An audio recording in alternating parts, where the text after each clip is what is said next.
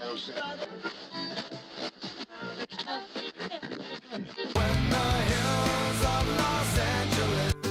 Angeles, I'm and most Hollywood nights. She goes to California, oh, California. What you say about Los Angeles? LA got the people saying.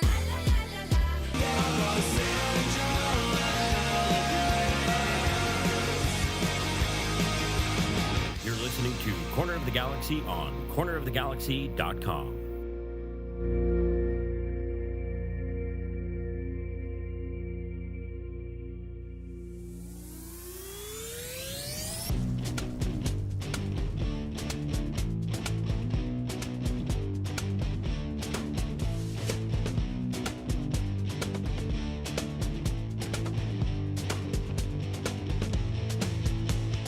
Welcome to Corner of the Galaxy, the show that talks 100% LA Galaxy soccer. We're glad you could join us. Now it's time to sit back and relax as your hosts navigate through the twisting, turning, but never boring world of the five-time MLS Cup champion, LA Galaxy.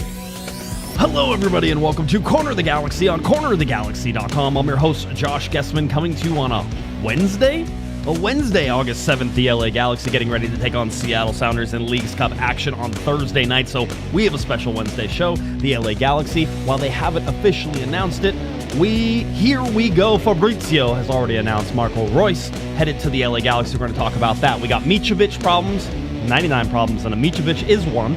And then, of course, we're going to get you ready for the Seattle game and a whole bunch more. There's a lot. There's some smack talk. There's everything. We have a great show for you, and including my son is wandering wild through the house right now, so I'm sure he'll make an appearance as well. Here to help me do all that, we're glad to have him back. The one, the only, Mr. Eric, the Portuguese Hammer Vieira. Eric, how you doing, bud? I'm doing all right. My world is upside down right now. It's Wednesday. We're not supposed to be potting on Wednesday. That's not how this works. I didn't even know you could pot on Wednesday. Yeah, I did. I thought that was like it was the high holy holidays for podcasts. I didn't think we were allowed to do that. And then you're hitting me with the 99 problems and Micovic is one. Yes. You got the you got another joke. I can't even remember all the jokes. Yes. Just don't fool me again. Yeah, just don't fool you again. I understand. I wanted to start here we with go. The Fabrizio Romano impression. Here we go. Fabrizio, right?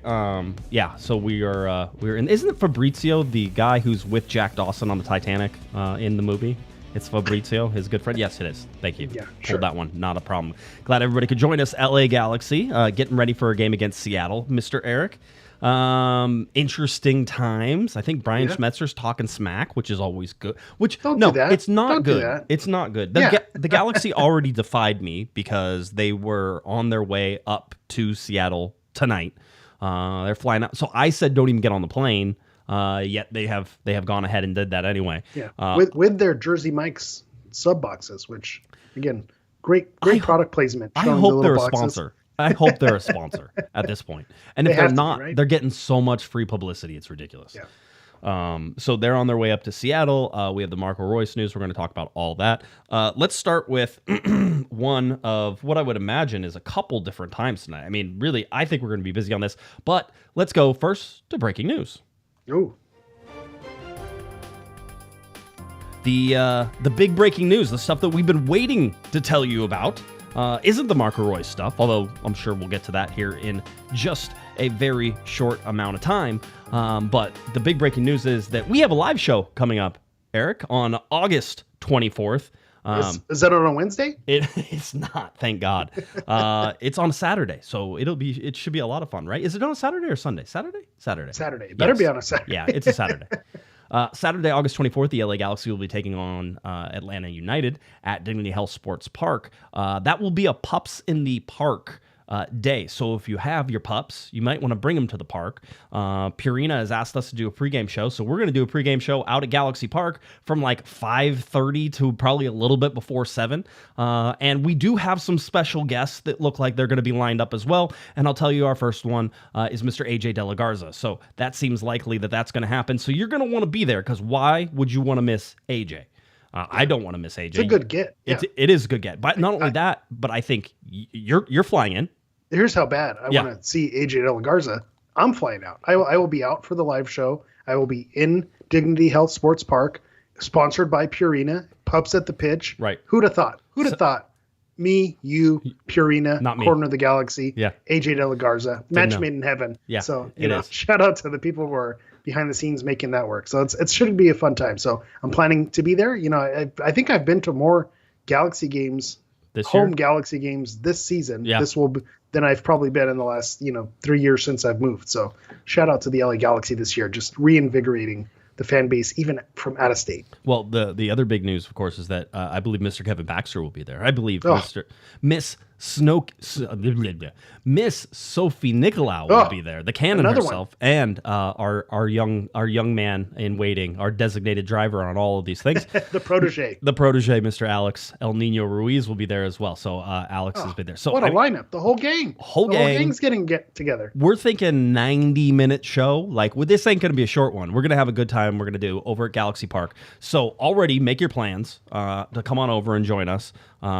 There's going to be some other things going on in Galaxy Park like they normally have with paddle tennis, and then they have all the small-sided soccer games and all that stuff, the futsal areas. So we are going to be there, and we would love to see you there. So August 24th, I believe that the gates for Galaxy Park will open at 3:30. I think we're all going to try to be there around 3:30 so that way we can say hi and hang out until our show starts basically 2 hours later at about 5:30. Yeah, a meet and greet, if you will. A meet and greet. Come say hi. We'll talk to you guys, take some pictures, kiss some babies, normal stuff that we like to do. So that's our big news, August 24th. Make sure you're out there. Get your tickets for that Atlanta United game, and the Galaxy will be back in regular season action, unless, of course, this all goes sideways and the Galaxy are actually in the final, and then they wouldn't play in this particular game. Yeah, I think we teased that on the last show because this has been in the works. I said, the Galaxy need to do just one thing, and that's not make it to the final. Not make it to the because flights are booked. I have plans. I have schedules to work around, right, and everything kind of lined up perfectly. So if this changes, speaking of potting on a Wednesday, my world will once again be turned upside down. So we'll see how that works out. We can't even do that. Let's see. Lasso's optimism in the chat, $5 super chat. Evening, gents. Some interesting things are bound in LA Galaxy land. Got a feeling this may take us over the top. Let's go. Let's get you to the second piece of, and let's see, I may have to always make sure I hit the right button because I haven't quite figured out where it's all mapped yet, of breaking news. And this one is the one that you did expect and we did want to talk about. This is going to be the Marco Reus news, right? And the big deal here is that Fabrizio Romano is reporting that Marco Reus to the LA Galaxy.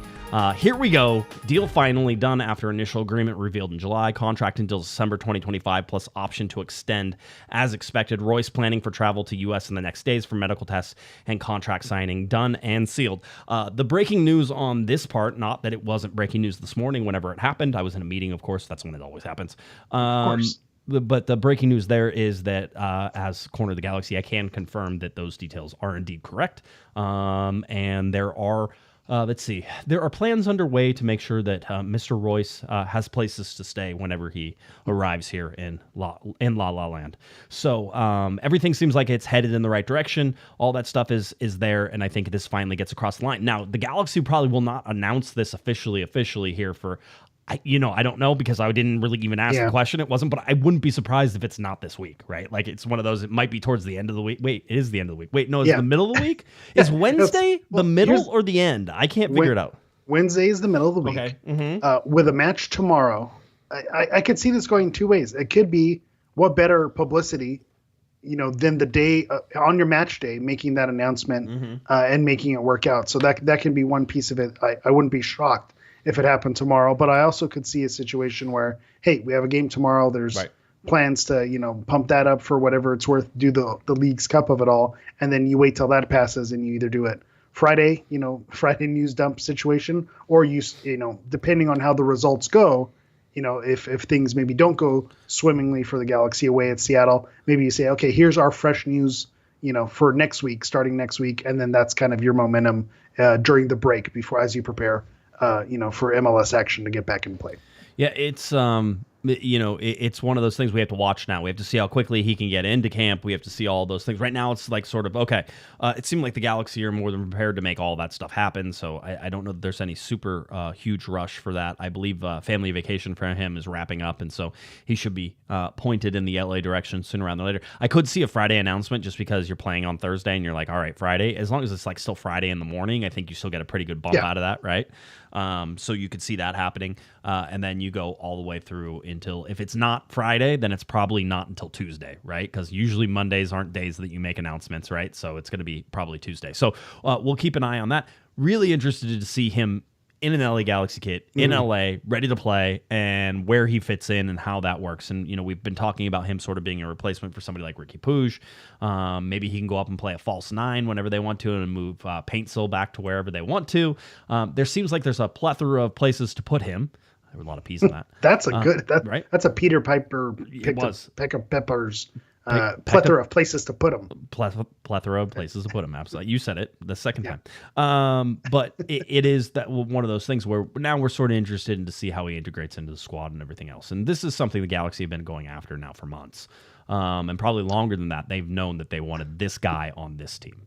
That's the funny thing about this being breaking news, in air quotes. This is breaking news because it feels like Fabrizio Romano has done 3 here we goes. Talks are still in play. Talks are still happening. He's in LA. Negotiations are ongoing. I feel like this is something that's been teasing for a long time. And you've been, sharing with our listeners the whole step of the way. We've seen deals go sideways and things go wrong. So the deal isn't done until the deal's done. So now that's why this is the breaking news. It's official via Fabrizio and through, back channels that have confirmed it. Thing that I like, it's through 2025. The big concern, as always, and the Galaxy are no strangers to signing, I hate to say the trope, but the aging European stars. And so the concern is always, how long is this deal? If it's going to be a 3-year contract that you're locked into someone like a Chicharito or Douglas Costa, then that's where the concerns start to happen. But for the tail end of this season, a playoff push to have Royce in, and then to have one more season guaranteed, I feel like that's palatable as someone who's maybe not as high on Royce as I've been on other players that the Galaxy have signed. I'd love to see him get in. I want to see how it fits. You were talking about on Monday, your Sole show, about the depth conversation. I think this game against Chivas told us a lot. It was the DPs plus all the depth, and they competed. Right. So I think there's a lot of permutations on how this works out. So I agree with you that you could argue that more depth can be added, and that will make this a better LA Galaxy team. But we've seen the depth tested as well. We've seen the team without Joseph Paintsil. We've seen the team without Dejan Jovalic. We've seen the team without Ricky Puig. Right. And they've made it work every step of the way by plugging in the next man up and kind of making it work. So if Royce joins as a depth piece and slots in wherever, depending if Jovalic still has time that he needs out, if you need to rotate Paintsil, if he's maybe out of form, rotate Peck, maybe give him a rest because he's been more of a workhorse as much as I want to see him on the field, but maybe it's time to rotate him and make some changes in order to get Royce in there. So I'm excited to see how this works out. So again, the timeline sounds good, the pedigree that you're getting, and the idea that there's not a lot of pressure that, it's all relying on Royce. We don't have a lot of other hopes, and it's only going to be Marco Reus is where we're going to, ride or die. That's not the case. This is a luxury item, right. And so that's the part that's also really nice about this. You didn't need it, but you wanted it, and you went out and bought it for yourself, and now you're feeling the gold. Right? It's the gold fixture, yeah, 100%. So Marco Reus eventually making his way here to Los Angeles. I imagine that whenever he does arrive, I think that there will be a welcome sent to the airport. So that's my guess. I haven't heard that specifically, but I would imagine in this particular case, it would be nice to see Marco Reus showing up at the airport and lots of people. Depending on when it is, depending on where I am, maybe I'll even go because that's kind of fun. Hey, you and I went whenever. That's my favorite. That was one of my first introductions to the COG lifestyle, is greeting Juninho at the airport. So I'm a fan of the airport greeting. I think it's a fun time, and ever since, I think we've seen Chicharito get a good reception there. We've seen Yoshida get a good reception. Yamane, I believe, as well. So there's something about those intimate receptions at the airport that make it really special. So if you can, I'm sure social media channels will announce when that's happening and where to go. And I would encourage you, if you haven't done so, to do so, because there's a special vibe to that, and it really adds something. And when you make these connections with these players, and why, people, speaking of AJ De La Garza, who's going to be joining us for the live show, this is where those connections are built. And it's weird to say, it's not the on the field play. It's the behind, it's the airport visits, it's the events outside of the field, and fundraisers that they do, and giving back to the community, showing up to the pop-up shops. I know whether there are some players that showed up to the G's pop-up that was happening. That's what builds those strong connections, and that will make you a G for life. And so that's the thing I'd encourage you to go for. And the other added bonus to that is watching people be completely confused in Los Angeles about what the heck is going on. Like, no idea. And clapping, and there's always the clap for someone who comes out. So someone random who comes out, you cheer for them, and then they're like, "What? I was cheered at the airport. What just happened?" Yeah. So no one's ever gonna believe me. I have the craziest story to tell you, honey. It's like I got off the airport in the Tom Bradley terminal, and there are people cheering for me. It was weird. Anyway, so that's sort of what's going on with Royce. Interesting to see. Now, the God bless Brian Schmetzer. God bless Novak Micovic. Yeah. Before we did have a super chat. Go ahead, that is relevant to it. Philip with the $2 super chat. Any chance for a Bravo Pavone style introduction? So I think that's probably something fun that we could think about. What type of introduction do you give for Marco Reus? Do you go full lean into the stereotype, Lederhosen, Oktoberfest beers? So do you go that direction? As I've been told, apparently the Lederhosen is very specific to a region in Germany, and isn't necessarily the whole Germany. And we are just cancel me. Yeah, I don't. So it's the Lederhosen, I think, is from the Bavarian side of Germany. Munich section, right? Okay. I think in that area. So if you're from somewhere else, that's not necessarily what you would like. However, yes, I'm in. Yes, 100%. Stein. Everyone likes beer, right? Everybody likes beer. Everybody likes beer. Just go with the Man Show. Just bring that back. Maybe that's the level of entertainment you should have with Marco Reus. That was back in the day. That was a long, long time ago, Eric. A long time ago. Speaking of being canceled, the Man Show. That's just canceled for sure. But anyway, but as we move forward from Royce, we look at Novak Micovic, which thank you for providing us endless hours of talk. We have a show. Him and Brian Schmetzer, right? And Adam gave us a $5 super chat. Said, "Hey guys, any thoughts on Brian Schmetzer's coming?" We'll talk about that. I promise, Adam. And then Will goes $5 super chat on a level of 1 to 10 Zlatans. How good is this guy? They're not going to. It's not the same. Royce isn't expected to score 70 goals. Whatever. Zlatan at one point we were counting games that he didn't score goals in. Right. Yeah, as failures or games that he didn't score multiple goals. Right. So if I'm going to answer the question fairly, go ahead. You do that. On a level from 1 to 10, I have to check on something. So you go do that. On a level of 1 to 10 Zlatans, I'd give him 5 Zlatans. And that sounds like it's shade to Marco Reus, but it really is a compliment to how special it was that we had Zlatan on this team. I think, like Josh was saying, essentially, if he didn't score in a game, you walked away disappointed. And so we really those were blessed times that we had when Zlatan was on this team, because he scored so many goals and it was just basically automatic. This is where I know I was mentioning earlier that I'm maybe not as high on him as I have been other, Galaxy signings in the past. Even Chicharito, who's maybe a little bit further along in his career, I was skeptical of it. I was happy to see after his 2020 struggles that he was able to be in the Golden Boot conversation. He was someone that you felt like you can get behind. And so that's someone who I eventually came around on. And that's kind of where I'm feeling with Marco Reus, where I'm not totally sold on it 100%, but there's definitely the opportunity for me to say this is going to be someone who can, I don't like making this comparison because it involves talking about the rivals across town. But when they did go on their cup run, it was on the heels of maybe someone who was a little bit more experienced in their European career. So if we can lean on someone like that coming in as a sub in a extra time situation, where that experience is just going to be invaluable, I think that's where he's going to make his mark. It's not going to be in the day-to-day, every game, scoring a goal. If he can get some assists and get in a rhythm and get going, that'd be great. But the profile that he is, he's not that dominant force like a Zlatan. Right. So again, if I give him 5 Zlatans, that's not a knock on Royce. That's a compliment to Zlatan. No, I think you're right. I mean, it's like you could look at David Beckham and how many Zlatans is David Beckham? It's like, well, he's like 7.5. Yeah. Like, he's not Zlatan, but he's David freaking Beckham, right? Yeah. The whole deal. By the way, not nothing. he's bigger than Zlatan, but he's also not the same play. Like, they're different players, right? So you can sort of look at that. So that's there. Gary, by the way, $2 super chat asked what our favorite beer is. And Gary, can I tell you that I think IPAs have ruined beer? I'm just going to say it. I don't like IPAs. I'm with you. Here we are mirroring each other once again. Yep.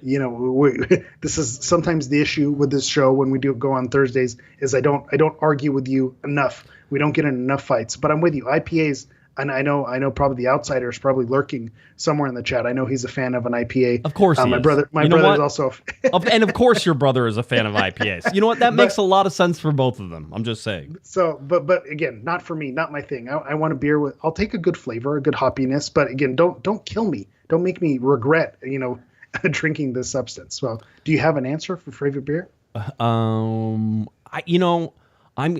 I really don't drink that much anymore. It wasn't a conscious decision. Yeah. It was, I like to have a beer every once in a while when it's real hot outside and I come inside and I've been working. I'm like, oh man, I want a beer. And then it's like, give me a Corona or ice cold Corona or maybe like a Pacifico or a Modelo Negra, right? Like that type of thing. Those are like my just drinkability, easy. I want reproducibility. Don't give me anything crazy. I don't need 7% alcohol in it. I don't need to be falling over sideways. Just give me something drinkable and I'm happy. I'm with you. I'm with you that we're not going to, again, I gave an honest and earnest answer with the Zlatan, and I'm going to not give a direct answer because it's situational, right? Oh. I think there's a time and place, and we've mentioned this before. You sound like another podcast I listen to. It depends. What are you in the mood for? You don't know. Yeah. So, there's a time and place for Coors Light, which I think we've gotten, gruff for, right. But there's a time and place. But if you just want to enjoy, the taste of a beer, again, since I've moved to Texas, I got to give a shout out. The Texas beers are pretty good. A Shiner Bock, if you've ever had it. Yep. If you're ever in this, Shiner Bock is good. You can do a lot worse than that. So shout out to Shiner Bock. Yeah, give me a good lager, by the way. I'm all about give me that nice golden lager, and I am in. That's great, and it's crisp, and it's clean, and it's what you want. Okay. Anyway. Yeah. That was I always like it. I always like going sideways on a couple of these. Let's talk about Novak Micovic, please. Yeah. Had himself a game. Really did. And I feel like whenever I do solo shows, Eric, that you get pigeonholed into saying stuff because you're in stream of consciousness trying to go through all this stuff. And I always forget things. And I feel like I didn't highlight Micovic as much as I should have. Maybe I'm the reason that he has supposedly, according to apparently Tom Bogert, don't like the insults. Yeah, he apparently LA Galaxy goalkeeper Novak Micovic has requested a transfer. This is Tom Bogert saying Micovic starred in Galaxy's 2 Leagues Cup games, but told he's not planning to start next game. Micovic had just 8 appearances for LA Galaxy since joining last year. Galaxy insists Micovic is firmly in long-term plans. Okay, so I feel like I didn't get to get a whole bunch of Micovic and really talk about it. I thought he was very, very good.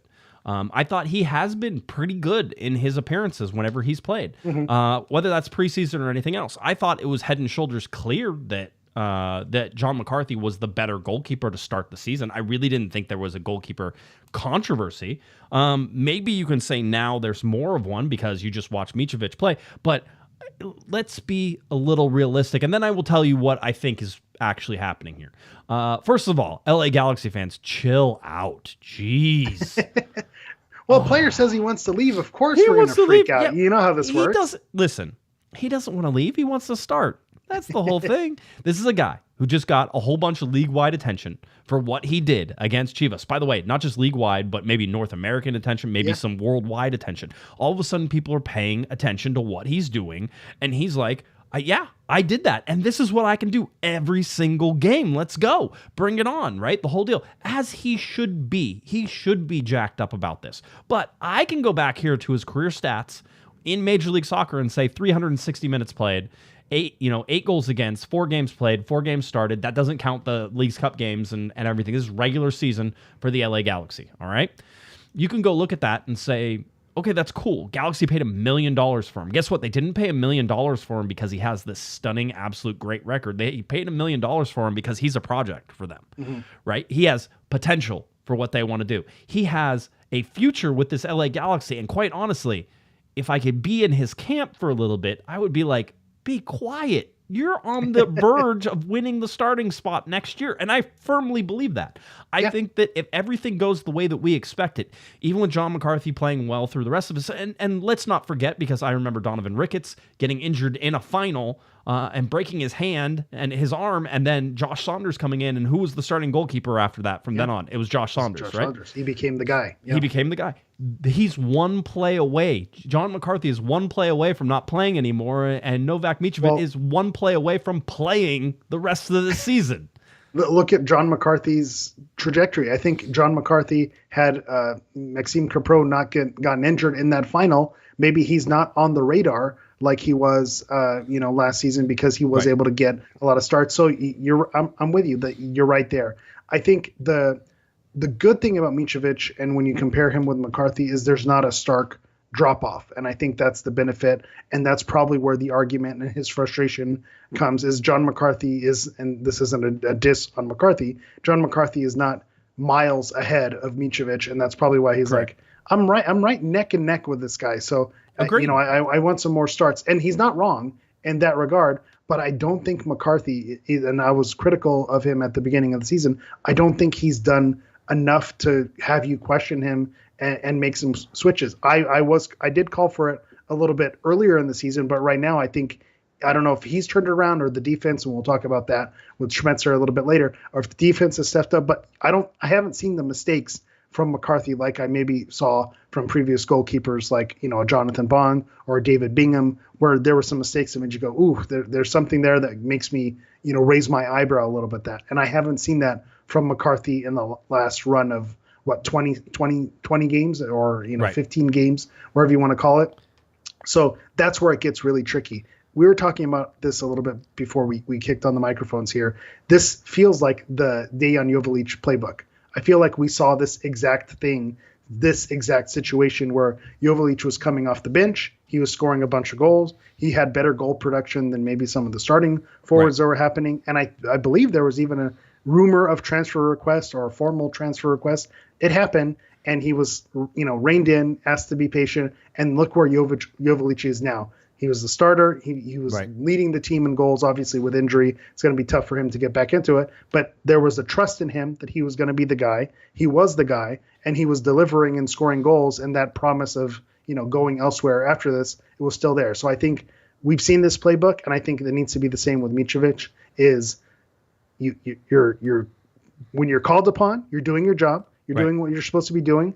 Kudos to you for stepping up in the penalty shootout. John McCarthy also doesn't have the luxury of having games go straight to penalty shootout, so he can have his moment. So that's kind of an unfair thing. It's not like you're going to have tons of opportunities and penalty shootout. So the Leagues Cup, benefit for him for doing it. But I think Micovic, if he's patient, enjoys maybe a little rest here, plays some more Leagues Cup game if it happens to work out, and then just hangs in there. I think there's a very good possibility that if he's not fighting for a spot, that he could be the guy next year. And maybe the offseason is the time to have those conversations with Vanney and with Kuntz and to say, hey, if I'm not going to be the starter here, I need to go. And that's where you have those harder conversation. Right now, in the middle of a Leagues Cup run, before a playoff push and before an MLS Cup playoff run, that's not the time to have these conversations. Yeah, you could argue that with the European season starting now, strike while the iron is hot. You had eyeballs on this game, but I just don't feel like it's the right move for him. That was some Galaxy fans were saying you got to sell high on him. I'm like, cool. Let me know when that is, because he just played 2 Leagues Cup games and that was it. Again, one is nobody's probably going to pay what the Galaxy want them to pay for a guy who hasn't played minutes, right? And it's significant. It is like getting minutes is important. Getting minutes and having that experience and showing what you can do is important. And teams will look at that. When you're not getting minutes, they're not going to look at you that way. So to Micovic's argument is, I want people to look at me, and they can't if I'm sitting second behind McCarthy. Now, there's another part about this too, is Greg Vanney apparently coming out and saying that John McCarthy would be the starter for the Seattle game. And people lost their minds about that too. Well, this, it's Leagues Cup. It's Micovic's tournament. It's a whole deal. again, pump the brakes. Greg Vanney level set this for you guys when we started, which was, hey, I'm going to use this to get guys going. I'm going to use this to get guys who haven't played some minutes. I'm going to do all that stuff. Do you think he wants his starting goalkeeper to sit on a bench for a month and not have any gameplay? You can't do that either.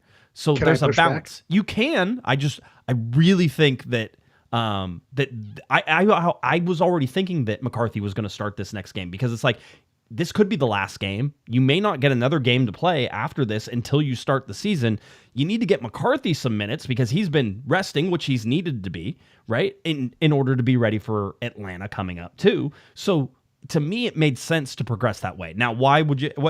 What's the argument? Is that Leagues Cup is Micovic's? He started it and he should get to finish it. So partially yes, and again, the problem on the show is we agree too much, but this is where I'm going to go the other direction. There was a possibility that the Galaxy could have been eliminated in 2 matches like they were last season, and then your whole team's on a break for a month anyway. And so what difference does it make whether it's your choice or not your choice? So, your goalkeeper would have been on a rest for a month regardless or irregardless. Shout out to Aaron there. Hold on. There's more to that. Let me just take that for you. If the Galaxy don't win against San Jose, I think that McCarthy starts the Chivas game. It was already guaranteed that they were going to have a game after this, so it was able to be played that way, right? They knew all ahead of time. They were like, oh, we already made it. It doesn't matter. So Micovic's going to get another game. Then we can get McCarthy a game, and then we're good because we're rotating. We're going to keep everybody fresh. We're trying to get people minutes. So that would be my first pushback. Go ahead. Continue. Okay. Second point. If McCarthy plays in this match, and let's say the Galaxy do crash out, he got 90 minutes against Seattle on turf. Is that going to be, that's the difference that's going to keep him hot and keep him fresh, in this last 8-game stretch and going into the playoffs? It was that game against Seattle that he got those 90 minutes. That's going to make all the difference in the season. No, I don't know that it matters that much. So why not? This is Micovic's time to shine. He had his moment in the shootout. Let him continue to start. Let him write it out. And, he's had to, sit on the bench because McCarthy hasn't made mistakes. Micovic, the mistakes haven't been there in this tournament. So let this be his tournament. So I would push back that I think, I wouldn't say that it's unfair. It's a strategic move, but I can argue that it's not necessary. I think this 90 minutes in the grand scheme of things isn't really needed for McCarthy. McCarthy's had 20 plus games to test himself and to stay fresh. I don't think this one game is going to make the difference. If the Galaxy end up playing Seattle in the playoffs, which is a possibility, right, and certainly could host and stuff like that, I think it's important that your starting goalkeeper has some minutes against those guys, right? So I don't hate that idea. The other part about this is that if the Galaxy get past this game against Seattle, it seems likely, and Damian Calhoun actually asked Greg Vanney about this today. He said, I actually asked Vanney about this earlier today. McCarthy is slated to start. Didn't want him sitting for nearly a month. By the way, I said all my you want to get McCarthy in, blah, blah, blah, before Damian came out with his stuff. So just because Greg and I think alike a lot, I think that's where it was easy for me to sort of do that. Didn't want him sitting for nearly a month. If team wins, Micovic likely goes back into the starting 11 next round. He goes, keepers are fun. They're crazy. That's the big thing, right? It's like they're kickers in football, right? They're unique personalities. Alexi Lawless once told me, he goes, the best night of your life and the scariest night of your life is whenever you go out with a goalkeeper, right? So it's terrifying. They live without fear. They don't know. They don't know. They're one of those people where you want them in your corner on a night out, but you don't want to run into a goalkeeper in a dark alley. That's for sure. So, this is all the thing. And I want to be clear about this. I think that everybody needs to understand this. The LA Galaxy are not in a position to be playing ego with Micovic. Like it just doesn't matter right now, kid. It's like you want to call. I mean, he's ruffling feathers at the wrong time. I think it's a distraction that's unnecessary. Yeah. And if there's something that has to change, whenever now you're forcing coaches, you're forcing general managers, you're forcing the guys who are in charge to pay attention to you at a time when they shouldn't be focused on you. And that usually drives people a little crazy. Now, I'm not saying that I've talked to anybody and that's what they said. I would take this. He's a young player. This is what I actually think is happening, right? He's a young player. He had some good play. He got some games and he wants more. And he's mad that he doesn't have it. Which is a good thing in the scheme of things. That's what you want. Yeah. I just don't want the distraction. And I don't think the Galaxy want the distraction. And now this is going to be the talking point throughout this entire game, especially let's say McCarthy gets shelled in there and the Galaxy, fall apart, whatever. It's like, well, Micovic would have saved that. That's all of my timeline is going to be, whatever. Yeah. And by the way, people are going to be adding me at it. Just Micovic would have stopped that. I'm like, told you. He's our cup keeper. this is not the time when Greg Vanney's not worried about winning this tournament. I'm telling you that right now. Just not, right? Yeah, and I definitely don't want them to win. they need to stop, right? It's one of those, like, I wouldn't have gotten on the plane. You don't play on, I don't want you to go play at turf. Like, it's the worst case scenario. You have to go on the road. It's a 2.5 hour flight to begin with, and then you have to play on turf, right? And it's like, come on, this is so tired. Yeah. Again, it's just the noise that Micovic is making right now is fine. And ultimately, I think that everybody in the front office is going to take it as young kid wants playing time. Cool. Yeah. We'll talk about this in the offseason and tell everybody who's in your camp, who say, I want to transfer and I want out of here and all that stuff. Tell everybody to chill. And if you really want to transfer in the offseason, then we'll see if we can work something out. But by the way, we invested in you. So don't expect that we're just going to be like, oh, well, we'll release you for free. This isn't Bruce Arena and Jaime what is it? I was going to say Jaime Pinedo.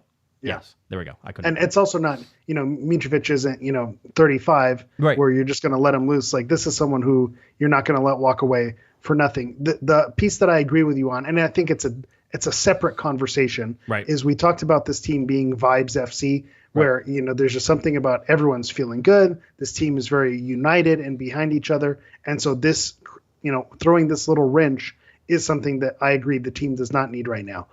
Where I will spin it into a positive. Yep. A team without adversity is also not a good thing either. Right. So throwing some of this in there, you mentioned about friction it can cause with the front office.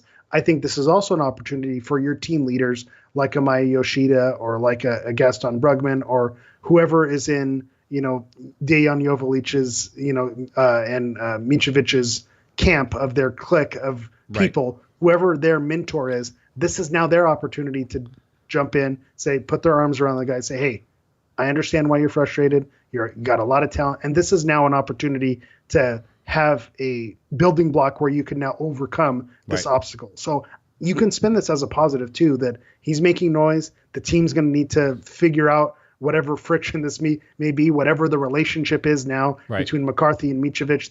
They're supposed to be on the same page and work together. You want some healthy competition. You don't want competition where they're at each other's, we don't need a Nancy Kerrigan, Tanya Harding situation happening here. That's not what you want. So maybe that's something where that, relationship needs to be repaired or smoothed out. Right. And that can be something that brings the team closer once you get into a playoff push and making this late season, move towards the end. Apparently, same representatives for Micovic also were representatives of a goalkeeper up in Portland who pulled the same thing.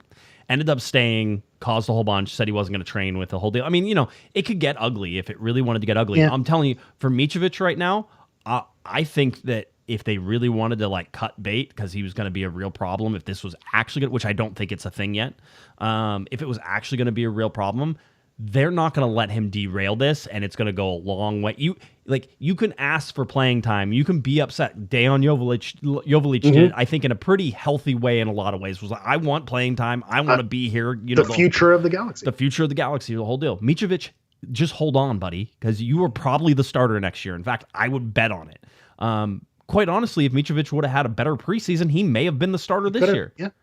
Didn't seem like he was ready for it. So I didn't see anything in the preseason where I was like, oh, Micovic is the starter. Now, you show me what he did in the Leagues Cup, and I'm like, there's some pretty impressive saves there. I like his distribution. I like his calmness on the ball. I like the way he commands the box a little bit. All of those things are really good. So I think he's starting to tick off and make adjustments past McCarthy, and I'm like, if you just keep doing that, you're going to be starting next year.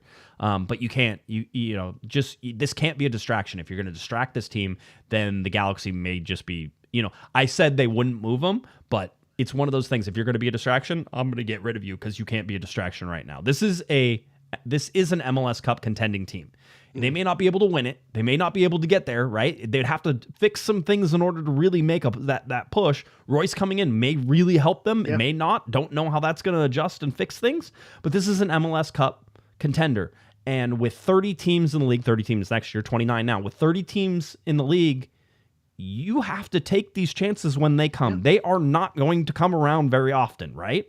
So really have to pay attention to what is going on in all of this.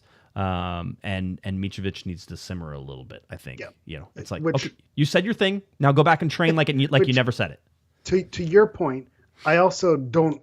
I'm with you that if this turns into something ugly, I don't think that a backup goalkeeper requesting a transfer after having a good performance is something that's going to derail a team either. This isn't the starting keeper. This isn't someone who is making DP money, who's taking up roster slots, and it makes things complicated. So I don't think that there's the leverage there just to make this a big deal. And so that's the other thing that I think right now, it's obviously with news that dropped today, Wednesday pod gave us something to talk about. I think this is something that's going to be forgotten about in a couple weeks.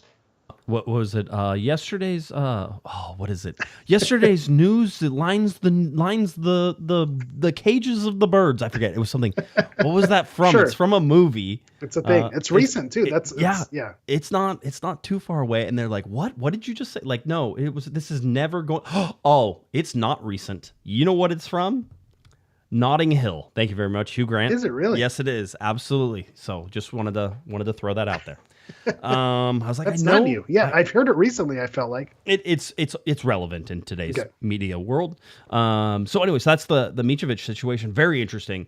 Whenever you look at everything that's going on there. Updates from Greg Vanney in terms of injuries. So the only real update we were looking for was Garces. Garces has. Let's see if I can get this. Nope, wrong one.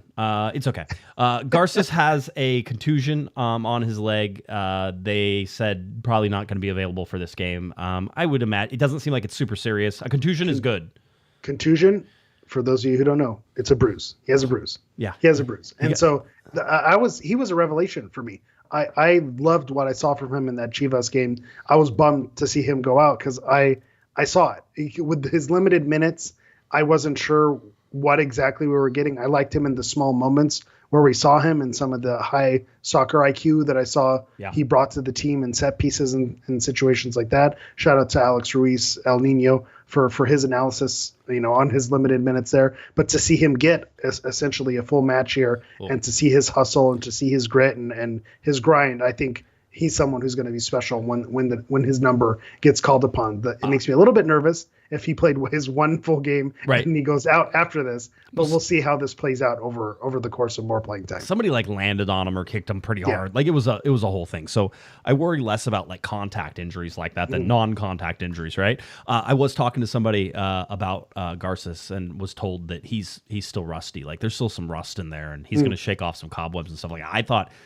I thought he was really good. I thought that the broadcast underplayed how good he was throughout that entire match. He had one nervy pass, but by the way, he had 100% pass completion too, right? So it wasn't even you can be, he had a nervy pass, and still made it, and it still got cleared, and everything happened. Everything was okay, right? So 100% is nothing to laugh at because I sometimes laugh when I see these. Who has the highest passing percentages, and it's usually Maya Yoshida or Jalen Caceres. Right. They're passing they're back and forth. It's simple passes. There's not a lot of threading the needle, and so I take that with a grain of salt because of what it is. But it is 96%, 94%. Right. So 100%. You have to give credit where credit's due there. Aaron, by the way, $5 super chat, irregardless super chat. See, every time we just say it. Now show us your dachshunds. You pander, I pander. So eventually you're gonna have to show them your wiener dogs. I was gonna say, careful there. Again, with the Purina show coming up, I may have to go grab them. Do I grab them now? I mean, you can if you want to. Okay.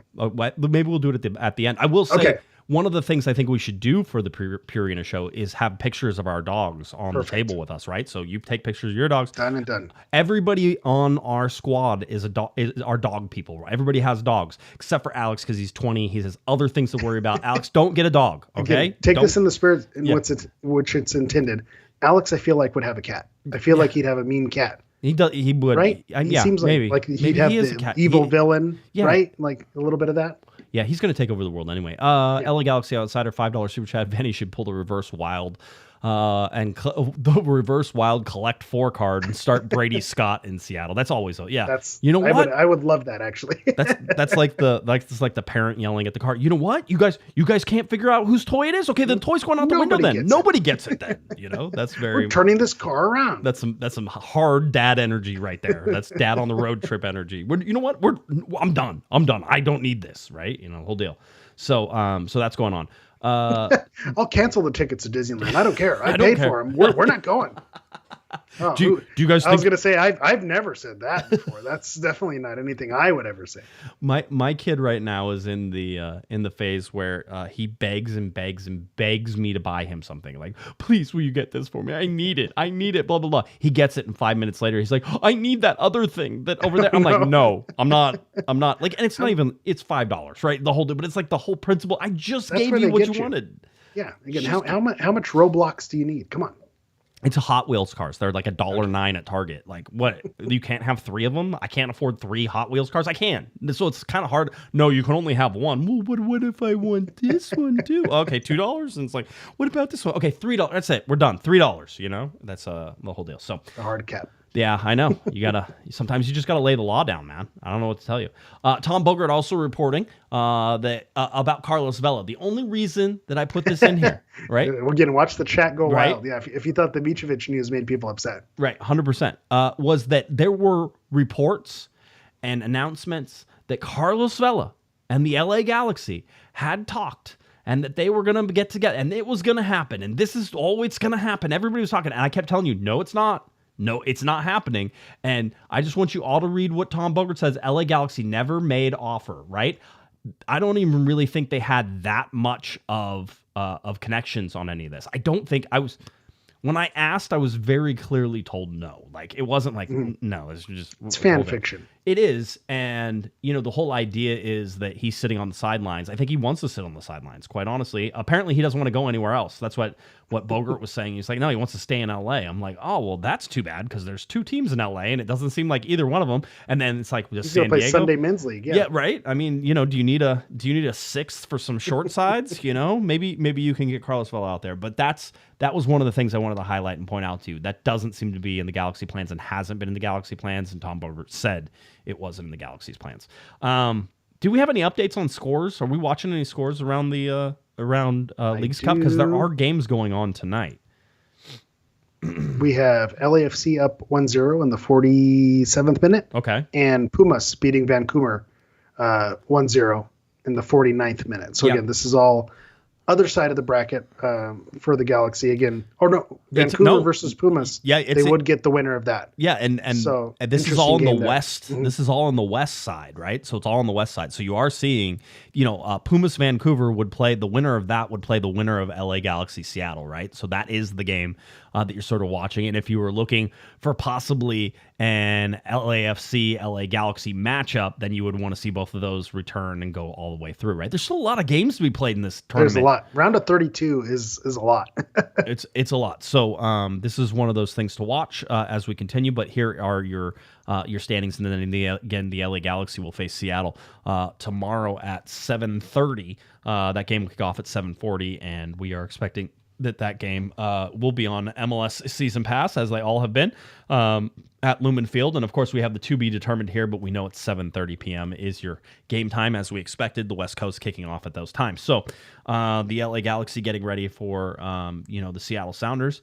Apparently, the Seattle Sounders very much getting ready for the LA Galaxy, at least talking about it. Bulletin board material. Yeah, real quick for schedule-wise, before we get too much further ahead, we have Seattle coming up on 8/8, and then the next game, unless there's another game, if the Galaxy get eliminated, then they would their next game would be against Atlanta. Otherwise, they would play another game in Leagues Cup. You keep going. You're in knockout round now. You win and you go on.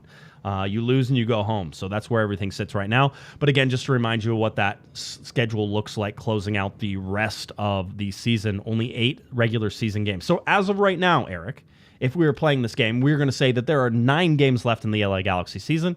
And then if there is another game, then there would be 9 games left in the LA Galaxy season whenever you go for the next one. And then if they win another one, there's 9 games left in the LA Galaxy season. So I don't like how this works. This hurts my brain. Wait a minute. It's a good math problem. Yeah. I have an even better one for you. Are you ready?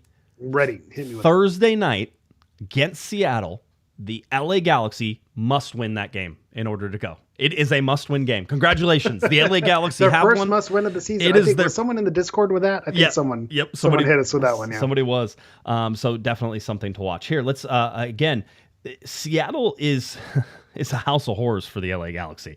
One, the turf. The travel, I know people underestimate this. I'm just telling you, 2.5 hours on an airplane is not a short distance. Now, the good news is you're going north and south, so you don't go into any time zones or anything like that. But if you did, you usually jump at least one time zone at 2.5 hours, because that's like a flight to Denver is like 2 hours, 20 minutes, like that type of thing. So as you watch it, the last time the LA Galaxy won in Seattle, we've talked about this, was in 2016, July 7th, 2016. And so basically they've gone 9 games into Seattle without a win.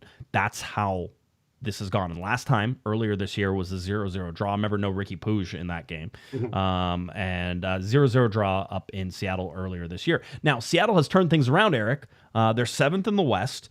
They're winners of 5 of their last 6 regular season games, right? Now, I'm not saying they're great. I don't think they are. But they have been stringing some stuff together. They have been having success. This is not the Seattle Sounders. Here, everybody pay attention in Seattle land, and Brian Schmetzer and everybody else. I'm using recent results to talk about a team instead of just parroting everything that everybody said about the beginning of the year. All right. So, and if you want to give a head-to-head, the Galaxy at home did beat Seattle. So there's some recent success. I think that may have been the first win versus Seattle. That broke a pretty serious streak that they were going on there. So there is that. When you go back to the Galaxy being unbeaten against Seattle this year. Very interesting to see how this one sort of plays out. Seattle 7th in the West, 25 points, 25 games played. They are 6-2-5 at home, so 11 games without a loss, only 2 losses at home on the season, 10-8-7 overall for the Seattle Sounders.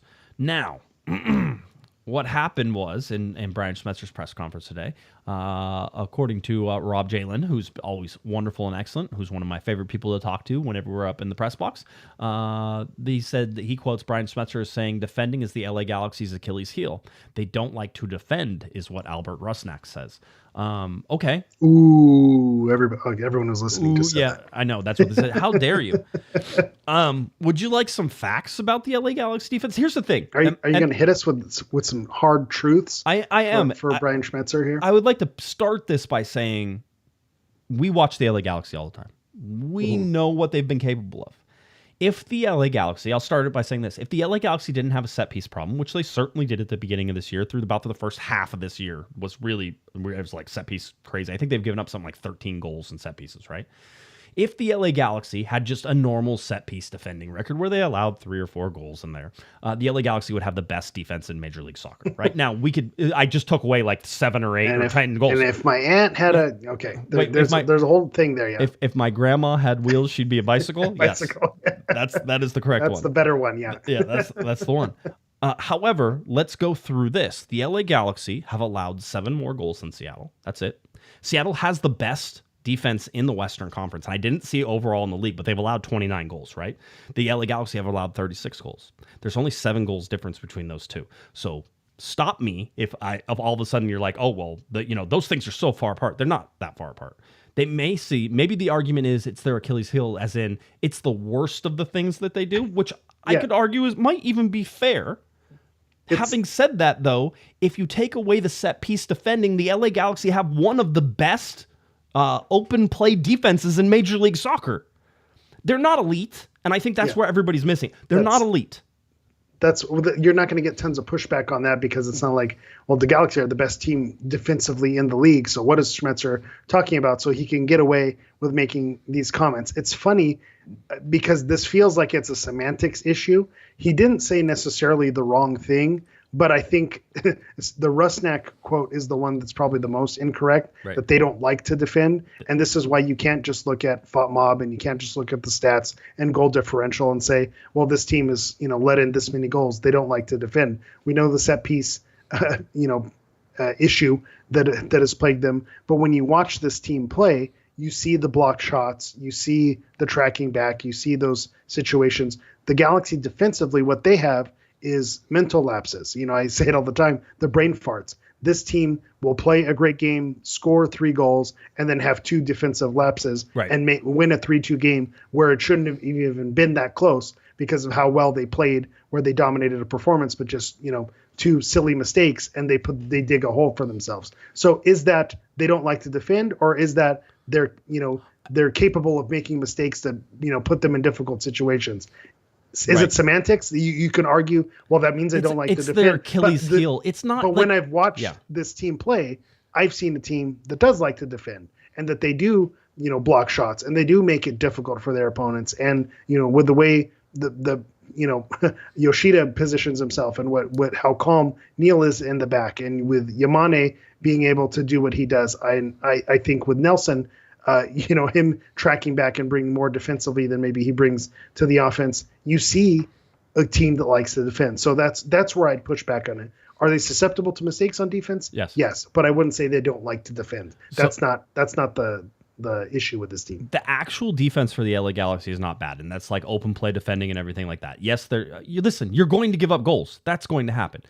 How many times have they shot themselves in the foot with like bad passes out of the back? That's not defense, boys and girls. That's an offensive move, right? Yeah, a bad Bregman pass, a bad Ricky Puig pass. That's not bad defense. Correct. No, correct, right? And it's the whole deal. It's like, oh, well, if you give it to them and then you're 3 feet from the goal whenever you have, well, then they're going to score, right?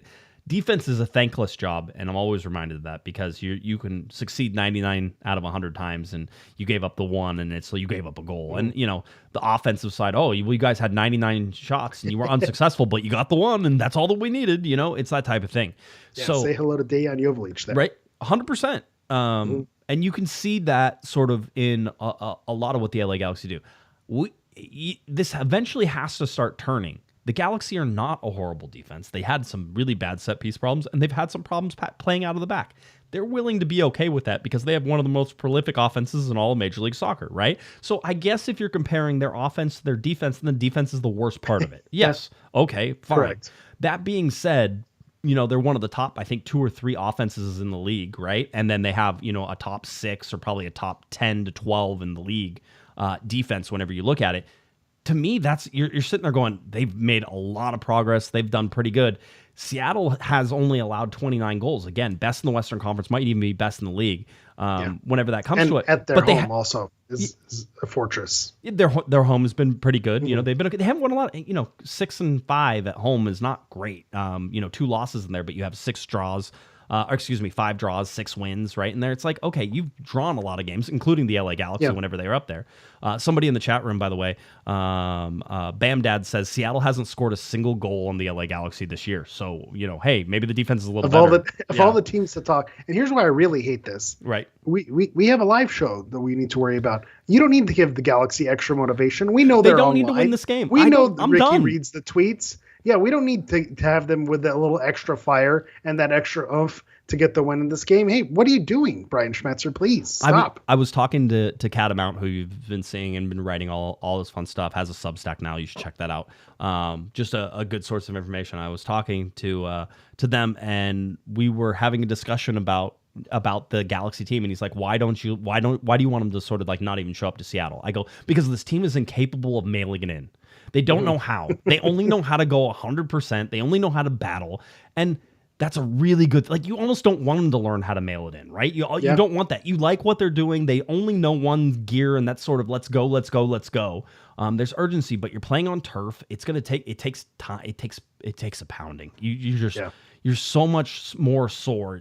Everything is more difficult whenever you look at this stuff. And so for me, I look at all this and I say, the LA Galaxy need to get out of it. I think I even was talking to somebody in the Discord earlier, and I said the LA Galaxy need to get out of this tournament. Here, I have a quick something to take care of. All right.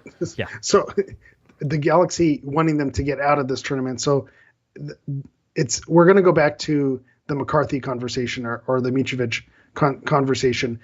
To me, what I saw what I needed to see in this Chivas game, because what I wanted, I'd explained that on last week's show, a dream scenario for me was a draw, either a 1-1 or a 2-2, and you got to see this team tested in penalty kicks. And to me, I saw what I needed to see. I saw them play a team from a different league that brings a different perspective. Say what you will about Chivas de Guadalajara, if you think they're a good team, if you think they're a bad team, there's talent there. Right. And they hung with them. It was a battle. And then they went into a penalty shootout, and they converted where they needed to convert. Obviously, Diego Fagundes missed his, but there was pressure on these kicks. They were well-taken penalties. Yamane probably had my favorite penalty just because he was so untested, and the broadcast was saying... That's where Royce comes in, by the way. Yeah. I was like, if Royce comes in and he's taking penalty kicks to the people, who does he take it from? Yamane is probably the guy, but I enjoyed it. After that one, I don't know that you take it away from him after that one. So to me, I saw all I needed to see from the Galaxy in this league's competition. Done. So I'm like, all right, I saw what we needed to see. So now we can get our rest. Don't get hurt.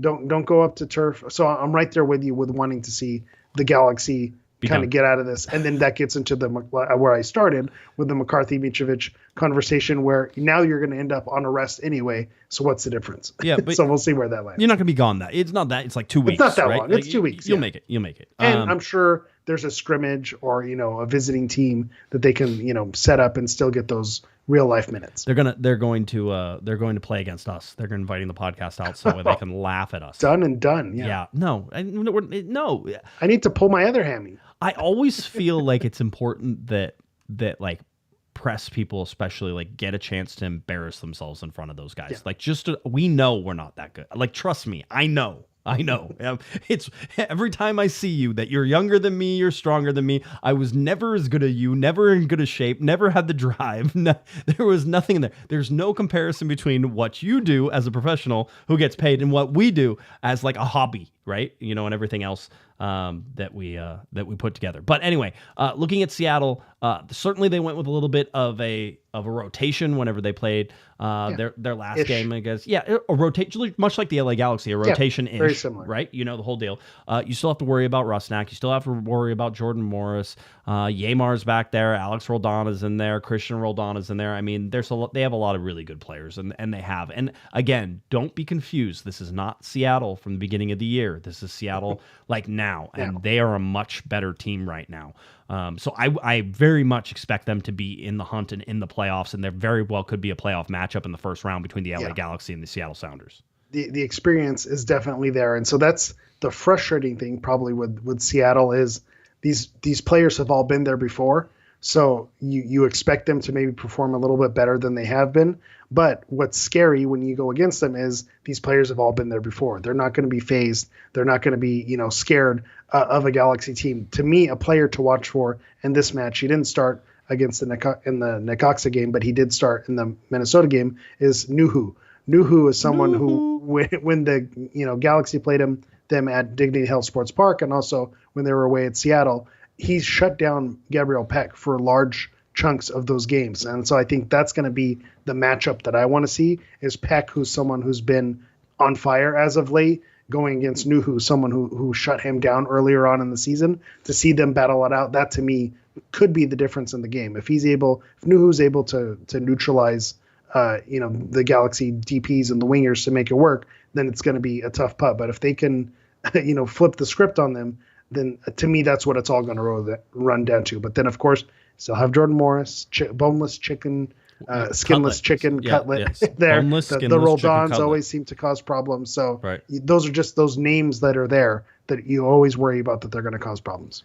Very interesting. Let's see. Patrick, $10 super chat. Thank you for that, Patrick. COG, not the weak link in the Galaxy performance excellence in podcast. There we go. See? Done and done. I'm just glad that the Galaxy can look to us as a shining example of what excellence is in both defending and offense. That's something. And wardrobe as well. Yeah, something like that. Oh, I have to shout out because 1-2 Threads made some COG hats, right? 1-2 Threads. You can't pump them up enough. Right. Just absolute legends there. Yeah. So I really like these. We'll probably have some of these out at the live show, and so we'll do some trades for some stuff or different things like that. We'll see what we can do. So that should be fun. Okay, predictions guaranteed to be wrong, and it's the Leagues Cup, so really doesn't matter. Like, I would like for the LA Galaxy's bus to break down on the way to the game, and they're not able to play. That would be mine. Galaxy forfeit, and they come back home. And I'm 100% fine with that. Now, here's the problem with that, Eric. It's going to be the same thing as the Chivas game. The whistle blows, and all of a sudden, I'm like, man, they need to beat them. I don't know what else is done. They have to beat them, You see this all the time with friendlies in the summer when these teams come out for, the Capital One, Cup of Champions, Superstar, All-Star connection with Liverpool playing, Rangers or something like that. And you say, what's the incentive here? And then they get on the field and you see players, these are professional athletes, and they get competitive. So Leagues Cup, MLS, Sunday League, if you put professional athletes out on the field, you're going to see a competition. So I think you are going to see a hard-fought game. I think it is. Away to Seattle, on turf, shorter turnaround, not that it's a super short turnaround, but, midweek-ish game, I think with the Galaxy traveling becomes a little bit of an issue. I see this being a 1-0 Seattle win. Okay. I feel like this is a frustrating game. I could see this being a frustrating game for the Galaxy that Seattle gets up for because there's incentive and, maybe they haven't had a great start to their season. So this is their time to shine and kind of heat up. So I figure like this is the time that the Galaxy are going to crash out 1-0. Did you watch Days of Thunder back in the day? Were you a Days of Thunder that movie? I did not. I know what it is, familiar with, the pop culture, but it was not on my go-to list. Cole Trickle, of course, the main one, which is Tom Cruise, and then Nicole Kidman played the doctor and the whole deal, and he's a NASCAR driver. And one of my favorite parts of that, and this relates to the Galaxy, I'll bring it back, trust me, is that I know it sounds weird. We've gone off on a tangent. We will come back. Do I go grab the dogs? Yeah. Go grab the dogs while I do this. So anyway, there's one point in this where Cole Trickle and is coming in and he brings the car in, the whole deal, and there's one piece, and so one of the crew chiefs goes up and goes, look, a side we don't have to fix, and then the head crew chief comes in and he kicks the side of it in, and whenever he kicks the side of it in, he goes, well, what'd you do that for? He goes, I didn't want you getting spoiled. So this is the LA Galaxy's I don't want to get you spoiled thing. I want it to be difficult. I want it to be tough. I think this is a 1-1 game. I think the LA Galaxy go into the penalty kicks, and I think at that point you can flip a coin however one you want to go, but I think the Galaxy lose this. So I'm going to say 1-1 penalty kicks, and the Galaxy are out of the Leagues Cup. That being said, I also said they were going to lose the Chivas game, so I'm already doing excellent, doing great, and all that fun stuff as well. So the LA Galaxy will get to take on the Seattle Sounders coming up here very, very shortly. And this is going to be one of those big tests for the Galaxy where they get to sort of see maybe what they're made of. I don't know what Greg Vanney will do on lineup wise. There they are. They're the Dawsons. There they are. I'm here. Yes, Purina pops at the pitch. Purina. We're clocking in. We're clocking in for work. All right. This is Rocket's time to shine. Yep, that's right. Here on Mike. Yeah, your takes guaranteed to be wrong. Did we hear the score? What was your score? Mine was 1-1. Galaxy losing PKs. Oh, I like it. Right. Well, I don't like it, but I feel like that can make sense. I just. Again, they're going to kick off, and all of a sudden I'm going to be like, they need to win this game, and that's what it's going to be, and it's going to be hard for everybody to sort of put that into perspective. So the Galaxy have to deal with bulletin board material from Brian Schmetzer and Albert Rusnak. You got Novak Micovic, who wants to transfer. God only knows, maybe he wants to transfer right now. Maybe he's going to stay in Seattle. Right, the whole deal. By the way, Galaxy fans who are like, well, they should move him. They're not moving him. He's not going anywhere. Relax. Right, nobody's going anywhere. Everything is fine. Don't worry, this is going to go away. And then we had the Marco Reus news. Here we go. Right, here we go. This is it. Here we go. 9 games left in the LA Galaxy season. Unless next time I talk to you, it's 9 games left in the LA Galaxy season as well. And if 2 wins after that, still 9 games left. 9 games left in the LA Galaxy season. Right. So we'll have a whole thing. I love it. Abel's like, I hate how little faith you guys have in our boys. Listen, it's not that. It's self-fulfilling. It's what we want. There's a tinge of, some fan fiction here and kind of our wants and needs. I would be, honestly, I'd be happy if they went up there and they won and they showed a battle and they stuck it to Seattle and they shut him out. That would make me happy. So it's not that I don't want them to win. It's I see the benefits of not winning. So that's kind of where I'm at. Patrick calls 2-2 game, and he says McCarthy has a big game. I mean, what about McCarthy? That'd be interesting, yeah. Now he's fired up. He's like, this little kid over here thinks he's going to take my job. He wants to transfer because he's not getting playing time. Wah, all the way home. Does he like take the ball and stuff it in his stomach a little bit? Like, here's the ball for you, Novak. And then I don't know. That's probably just from the game ball movies. So anyway, all right. Anything else? We good? We have odds. We have odds. Yeah, go for it. Yeah. So Bovada, it's tough to find Leagues Cup betting odds here, but they favor Seattle here. So they have Seattle at -105, Galaxy at +270. So again, if you don't agree with Josh or myself, you're a believer there you in go. the LA Galaxy +270? going away at Seattle. Not a financial advisor.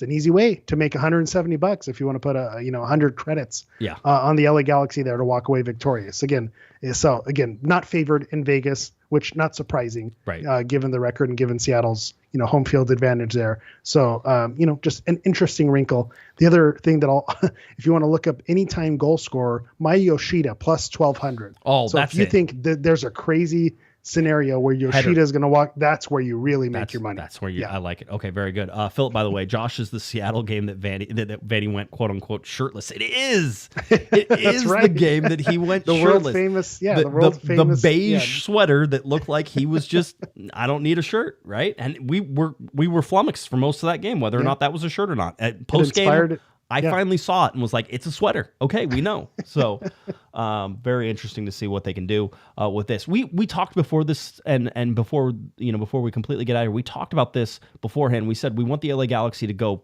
to this game and then win this one, and then that was it, right? Like that's the appropriate amount of maybe we should be there. The problem is that I think I'm still just don't like the fact they're playing on turf and playing in Seattle, and that's really where this comes from. So just shut it down. I don't care. Don't get injured. That's rule number one. Yeah, don't get and Greg Vanney talked about managing Brugman's minutes as well. So there's going to be on turf. That's going to be a wrinkle. Yeah, exactly. So I don't know if I'd even play him. I might just give him the night off for that because he went 90 minutes in the Chivas game anyway. So all right. Anything else? We good?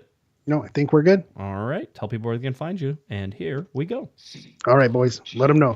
As always, you can find me on everything at HammerEV9, Twitter, X, Instagram, all the things at HammerEV and the number 9.